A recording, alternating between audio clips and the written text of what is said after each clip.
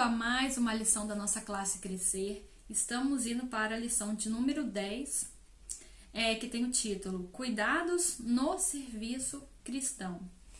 Então, nós continuaremos falando do serviço cristão. Mais especificamente, também estaremos falando dos dons espirituais, falando então mais especificamente de alguns.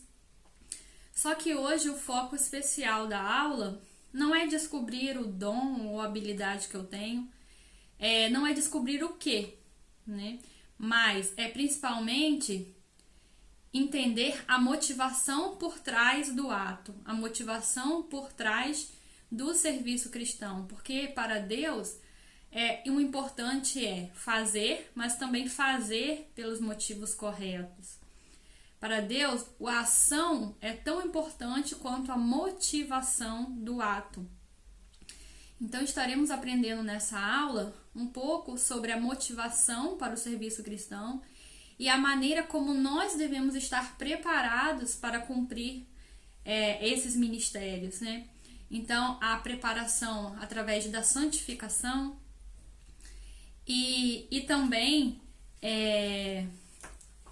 como exercer o dom, né? O dom deve ser exercido principalmente em humildade, né? Considerando o outro, considerando a glória de Deus e não para o benefício próprio.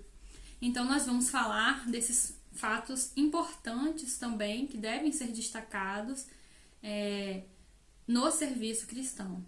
Então, faça sua oração, peça a Deus agora para falar ao seu coração. E vamos então destacar esses pontos aí importantes.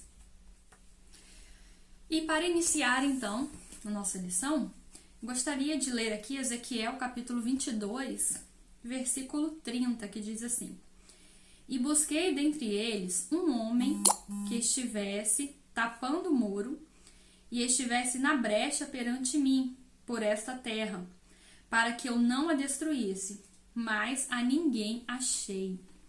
Então, é Deus falando, né, através do profeta Ezequiel, num contexto de abandono, um abandono espiritual, abandono de Deus, né? A nação de Israel estava totalmente distante do Senhor, mergulhada no pecado. Os profetas, né, que eram aqueles que deveriam falar em nome de Deus, estavam mentindo, né? Estavam profetizando mentiras, não estavam na direção do Senhor, né? O versículo 28 diz isso, ó. E os seus profetas têm feito para eles reboco de cal não adubado, vendo vaidade e predizendo-lhe mentiras, e dizendo, assim diz o Senhor Jeová, sem que o Senhor tivesse falado. Então, esse versículo é muito interessante porque ele está exemplificando, né, a maneira como os profetas estavam agindo. Era como se eles estivessem tapando um buraco, né, jogando cal numa parede, ou seja, tapando exteriormente, mas por dentro aquele buraco continuava, aquela brecha continuava, o pecado do povo continuava, e aqueles profetas estavam simplesmente amenizando os pecados, estavam simplesmente aparentando então uma situação em que Deus estava se agradando e na verdade não. E quando o versículo 30 diz que Deus buscou homens que estivessem ali para tapar as brechas daqueles muros, né, para então mostrar realmente a vontade de Deus para aquele povo, não existia nenhum. Então, a nossa situação hoje ela não é muito diferente. A gente vê que o mundo está também mergulhado no caos, né? A Bíblia diz que o mundo jaz no maligno. E nós somos esses, conforme a Bíblia diz, que Deus procura para estar na brecha, que Deus procura para mostrar a vontade dele. Então, eu te pergunto, você está na brecha? Você se dispõe então a ser esse verdadeiro testemunho de Deus aos homens? Um outro versículo que me chama muito a atenção acerca disso é Isaías, capítulo 6, no versículo 8, que diz assim: Depois disso, ouvi a voz do Senhor que dizia: A quem enviarei? E quem há de ir por nós? Então disse eu: eis-me aqui, envia-me a mim. Então, partindo para mais um exemplo, né, de mais uma pessoa, um profeta, que se dispôs, então, a estar, né, na direção do Senhor, a gente vê que Isaías ouviu o chamado do Senhor e atendeu, né? Então, é o mesmo chamado que Deus tem para nós hoje, como sua igreja, como seus representantes. E já iniciando aqui, falando então da santificação como uma característica importante para ser usado, né, por Deus, porque não basta ter a habilidade, ter o dom, você precisa estar na direção do Senhor, ser guiado pelo Senhor nesse processo. A gente vê que o processo de santificação é importante na vida do cristão de maneira geral, mas também é importante para que nós possamos estar habilitados para essa boa obra. E a gente vê isso na vida de Isaías. Quando Isaías olha para si mesmo e olha para a glória de Deus, ele diz no versículo 5: então disse eu: ai de mim que vou perecendo, porque eu sou um homem de lábios impuros, e habito no meio de um povo de impuros lábios, e os meus olhos viram o Senhor, o Rei dos exércitos. Então, muitas vezes nós olhamos para nós mesmos e nos encontramos na mesma condição de Isaías. Nós olhamos a nossa condição, olhamos a santidade de Deus e nós chegamos na mesma conclusão. Nós não nos encaixamos, nós não somos perfeitamente consideráveis, né? Perfeitamente aptos para essa obra. Mas o versículo 6 continua dizendo: mas um dos serafins voou para mim, trazendo na mão uma brasa viva que tirara do altar com tenaz. E o versículo 7: e com ela tocou a minha boca e disse: eis que isto tocou os teus lábios, e a tua iniquidade foi tirada, e purificado o teu pecado. Então, o que Cristo fez na nossa vida foi exatamente isso, né? Nos purificar do pecado, né? João diz: eis aqui o Cordeiro de Deus que tira o pecado do mundo. Então, por mais que não sejamos perfeitos para trabalhar na obra de Deus, nós temos a salvação, nós temos nossos pecados perdoados por Cristo. E mesmo que não sejamos perfeitos, nós estamos sim nesse processo de santificação. Nós vamos errar? Vamos. Mas nós temos o Espírito Santo dentro de nós operando esse processo de santificação. E isso nos habilita sim para fazer a vontade de Deus, para fazer a obra de Deus. Não vai ser pela nossa própria capacidade, nem porque somos santos, né, ou perfeitos, mas não, é porque a graça de Deus opera na nossa vida e nos faz ser úteis para a obra do Senhor. Então, não se diminua e não se ache inadequado para uma obra que o Senhor preparou para você e que Ele conta com você, e tanto que Ele te capacitou, né, com dons espirituais, com habilidades e com diversas ferramentas para que você faça sim essa obra tão importante que o Senhor conta comigo e conta com você. Bom, e o segundo aspecto importante da nossa lição de hoje é conseguir reconhecer a motivação que nos move, né, para fazer a obra de Deus. Por incrível que pareça, a motivação pode ser totalmente errada. E como a gente já falou anteriormente, a motivação conta tanto quanto a ação para Deus. Então, Filipenses 1, 15 e 16, ele nos traz um texto muito importante em relação à motivação para fazer o serviço cristão.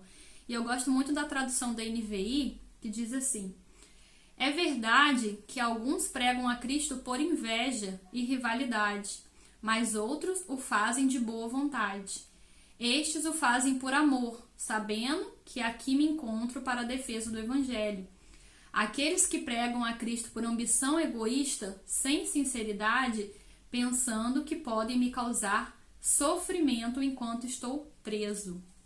Então, Paulo está falando de pessoas que estavam pregando o Evangelho por motivos errados, como ele falou, por inveja, por rivalidade, ou seja, Eles eram rivais de Paulo, né? Eles se vangloriavam na prisão de Paulo e se aproveitavam da prisão de Paulo para pregar, né? A custas daquela prisão. Então eles tinham as motivações eram totalmente erradas, né? Egoísmo, sem sinceridade, com a intenção de se autopromover. Então a gente vê que existem sim motivações erradas para pregar o evangelho, para fazer a obra de Deus. Outro exemplo de uma motivação errada, a gente vê em Atos capítulo 5, depois eu aconselho os irmãos a lerem o capítulo 5, que fala da história de Ananias e Safira. E nós conseguimos ver ali que Ananias e Safira, eles venderam a propriedade que eles tinham e depositaram o valor, né, para a igreja, mas na verdade eles depositaram uma parte do valor, retendo a outra parte, mas depositaram como se fosse o valor completo. Eles não eram obrigados a doar o dinheiro, mas fizeram para serem reconhecidos, para parecerem pessoas generosas. E aquela intenção não valeu diante de Deus. Então, qual deveria ser a nossa intenção diante do serviço cristão? Paulo fala aqui em Filipenses algumas motivações, né? A primeira delas é o amor. A gente deve pregar o evangelho por amor. Nós temos também outras motivações, por exemplo, 1 Pedro capítulo 4, a gente já tem falado desses versículos aqui várias vezes durante essas lições. 1 Pedro 4, 10 e 11, que diz assim: cada um administre aos outros o dom como recebeu, como bons despenseiros da multiforme graça de Deus. Se alguém falar, fale segundo as palavras de Deus. Se alguém administrar, administre segundo o poder que Deus dá, para que em tudo seja Deus glorificado por Jesus Cristo, a quem pertence a glória e o poder para todo sempre. Então a gente vê que a motivação correta também é glorificar o nome de Deus. 1 Coríntios capítulo 14, versículo 12, também nos traz outra motivação para o serviço cristão. Em 1 Coríntios 14, 12, ele fala especificamente até dos dons espirituais que nós estamos falando aqui nessas lições, mas de maneira geral, isso pode ser aplicado para o serviço cristão de maneira geral. E ele diz assim: assim também vós, como desejais dons espirituais, procurais sobejar neles para a edificação da igreja. Então, uma motivação correta para o serviço cristão, e nesse caso, para a utilização dos dons espirituais, conforme nós temos estudado, é a edificação do corpo de Cristo. E antes que nós finalizemos então, falando mais especificamente de alguns dons espirituais, nós queremos falar também da necessidade da humildade ao utilizar o dom espiritual, ao fazer qualquer serviço cristão. Eu acredito que se a sua motivação estiver correta, a humildade será natural, será uma consequência da sua motivação. João capítulo 15, versículo 5, Jesus disse assim: eu sou a videira, vós as varas. Quem está em mim e eu nele, esse dá muito fruto, porque sem mim nada podereis fazer. Então, nós temos que nos ver como instrumentos, instrumentos de Deus. Mas nada do que nós temos é nosso. Tudo é de Deus e deve ser utilizado para a glória dele.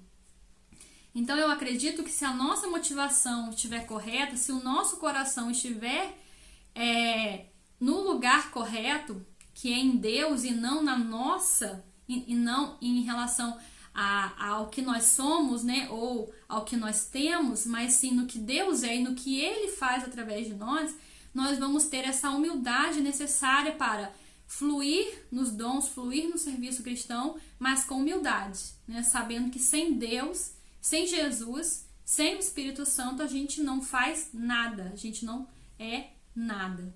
Então, para finalizar a nossa aula, vamos falar mais um pouco sobre 2 dons do Espírito, conforme nós temos estudado em 1 Coríntios capítulo 12. versículo 8, que diz assim: porque a um, pelo Espírito, é dado a palavra da sabedoria, e a outro, pelo mesmo Espírito, a palavra da ciência, ou a palavra do conhecimento. Então, nós vamos falar um pouquinho sobre esses dois dons, que é a palavra do conhecimento, ou a palavra da ciência, e a palavra da sabedoria. Então, em relação, primeiro, à palavra do conhecimento, nós precisamos destacar que o dom da palavra de conhecimento é diferente do conhecimento das Escrituras, né? O dom da palavra do conhecimento é um dom especial, né? Um revestimento especial que o Espírito Santo dá a uma pessoa num momento específico e para uma situação específica. É uma revelação que o próprio Espírito de Deus dá à pessoa, né, para um fim proveitoso. E nós temos, por exemplo, e só para finalizar, esse seria um conhecimento que a pessoa não teria, né? É uma revelação que vem do próprio Deus para aquele a quem ele está usando. Por exemplo, nós falamos em Atos capítulo 5 sobre o episódio de Ananias e Safira. E nós vimos ali que Pedro recebeu de Deus, né, a mensagem, a revelação de do que aquele casal estava fazendo, né, de como eles reteram parte daquele dinheiro.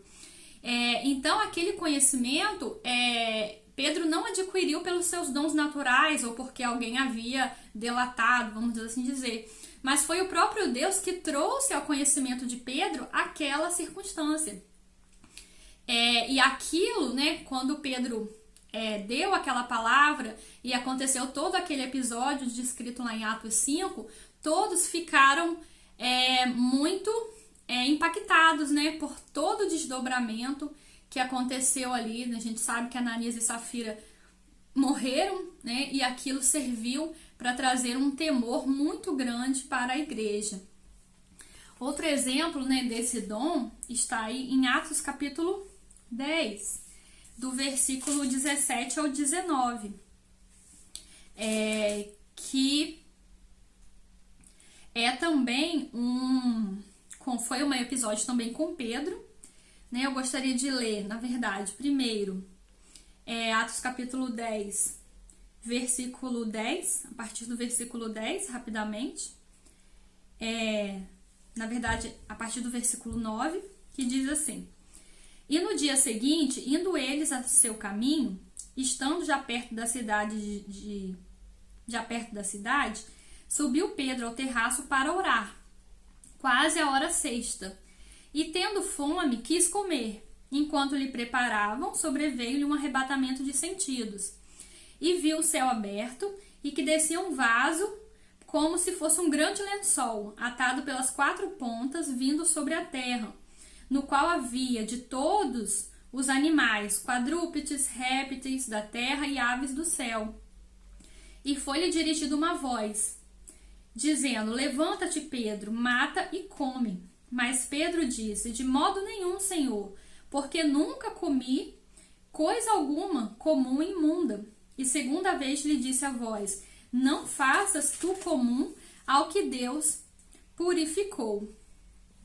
Então, nós vemos aqui que Pedro, ele teve uma visão, né, que a primeiro momento ele não entendeu o que estava acontecendo. Para contextualizar, né, os judeus, eles tinham a lei judaica, ela proibia que os judeus comessem certos alimentos, né, considerados como impuros, que eram exatamente os alimentos que Pedro visualizou na sua visão. Então, ele se recusou a comer, porque para a lei judaica, se um judeu se alimentasse né, daquela forma, ele estaria impuro. Então, muitas vezes, os gentios, né, que eram aqueles que não eram judeus, não professavam a lei judaica, eles eram considerados como pessoas impuras, uma vez de que eles comiam, né, compartilhavam daquilo que a lei judaica proibia. E na visão, a voz fala que era para Pedro comer, né? E a voz fala que não faças tu comum ao que Deus purificou. Então Pedro fica meio, não entende a visão. E ele só vai entender a visão mais à frente no capítulo, quando ele vai à casa de Cornélio. Cornélio era um gentil, né? E ele vê como Deus quer que a salvação chegue à casa de Cornélio, e Deus quer usar a Pedro para pregar o evangelho aos, né, ali, aqueles gentios. Então, Pedro começa a entender a visão. Ele começa a entender que o evangelho, ele deve chegar ao gentil.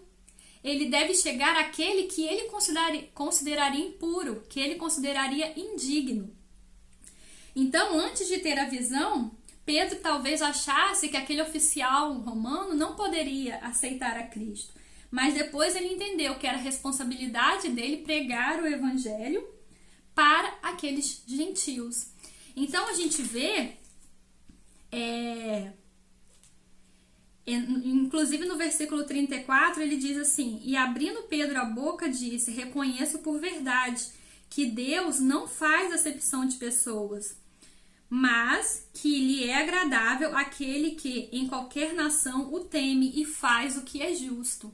Então Pedro entende a sua visão. Então a palavra do conhecimento é exatamente essa revelação, essa aplicação da visão que ele não estava entendendo a primeiro momento, mas com o desenrolar, né, da história, com o agir de Deus naquela situação, ele começou a entender aquilo que era um enigma, né, mas que Deus revelou, né, aquilo que queria ser dito com aquela visão.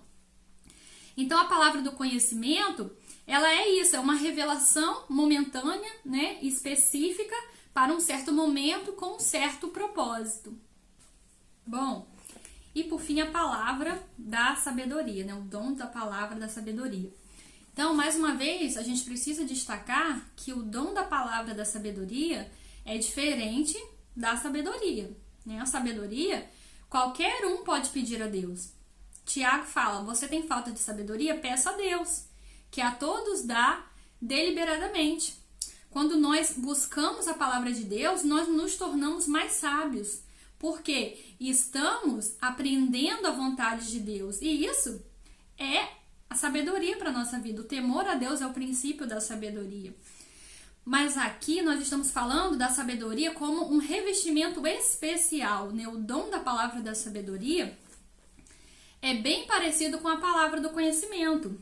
É utilizado então ali uma revelação, mesmo que vem de Deus, né? Alguma coisa que o homem não poderia saber por ele mesmo, mas que existe um fim prático no final dessa revelação, um conselho prático a ser seguido a partir dessa revelação. Por exemplo, a gente está falando muito de exemplos do Novo Testamento, mas no Antigo Testamento nós temos também essas manifestações. Por exemplo, quando José interpreta o sonho de Faraó, em Gênesis capítulo 41, do versículo 15 ao 37, aquela interpretação daquele sonho, ela não poderia ser apenas de José. Aquilo foi uma interpretação que veio do próprio Deus.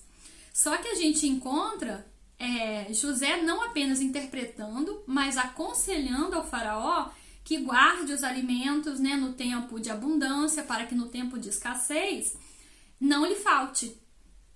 Então, a palavra da sabedoria, ela tem essa finalização de um conselho, né, de o que fazer a partir daquilo que irá acontecer. Então, um exemplo também do Novo Testamento, a gente pode citar Atos capítulo 11, do versículo 27 ao 30, que diz assim: naqueles dias desceram profetas de Jerusalém para Antioquia, e levantando-se um deles, por nome Ágabo, dava a entender pelo Espírito que haveria uma grande fome em todo o mundo, e isso aconteceu no tempo de Cláudio César. E os discípulos determinaram mandar, cada um, conforme o que pudesse, socorro aos irmãos que habitavam na Judéia. O que eles, com efeito, fizeram. enviando-os aos anciãos por meio de Barnabé e de Saulo. Então a gente vê que essa revelação dessa fome que haveria de acontecer, ela foi seguida de quê? De um conselho ou de uma ação em mandar a provisão para aquela igreja que precisaria, né, no tempo da fome. Então a gente vê que nós temos dois dons muito parecidos, mas esse nós temos uma aplicação, né, um conselho do que fazer em relação àquela determinada situação. Então, nós finalizamos assim, né, a nossa aula de hoje. Nós continuaremos falando agora dos dons que ainda faltam na próxima aula. E eu espero, né, que isso tenha aberto, né, os nossos corações, as nossas mentes para a obra de Deus, né, para o serviço cristão, para o que Deus tem preparado para cada um de nós. Um beijo, até a próxima.